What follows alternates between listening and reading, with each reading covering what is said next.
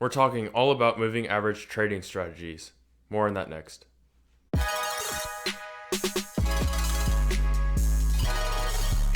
Hi, I'm Mac Lipsman from Breakthrough Forex, and I'm here to help you make your next breakthrough in trading.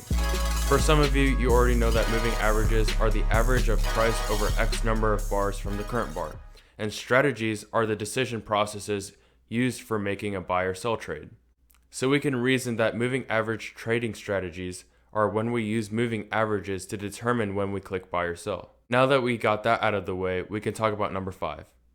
Number 5 is the fair value line strategy.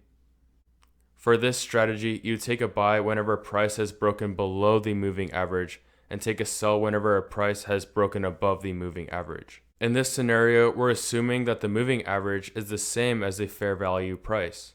Since we all want entries that are more competitive than fair value, we'd want to buy below the fair value and sell above the fair value. At number 4, we have the anti-fair value line strategy. It's the complete opposite of number 5. We would take a buy whenever price has broken above the moving average and take a sell whenever price has broken below the moving average. The logic behind this is you'd want to enter a trend as early as possible. At number 3, we have the double moving average crossover strategy. It's composed of two moving averages, one that is a short period, such as a 20-period moving average, and one that is a long period, such as a 50-period moving average. Take a buy whenever the 20-period moving average has crossed above the 50-period moving average.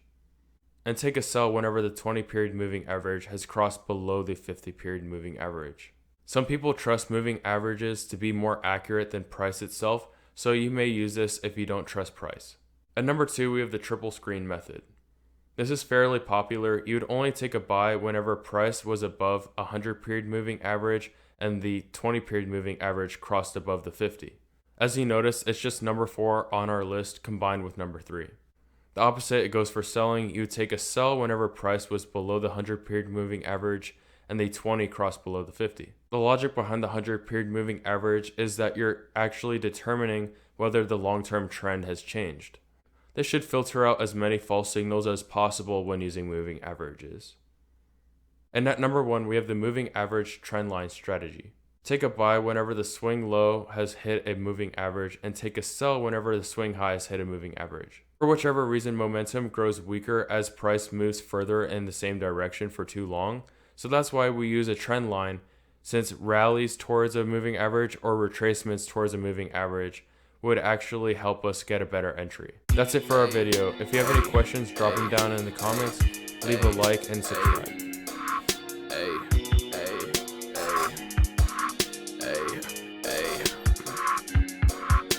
I'm sorry that I lied to you. Know that I'm just trying to do myself, but I can't bother to relate to what you're going through. Showing me your point of view, but I don't feel responsible. I saw you with the other fool. I mean, I guess that's kinda cool, but you know me, I'm trying to cool, not caught up with what others do. I hope it doesn't bother you, but I'm just trying to keep it true, keep it G. I'm living free. Told that bitch don't bother me. I'm bomb atomically like I'm fucking Socrates. Ayy.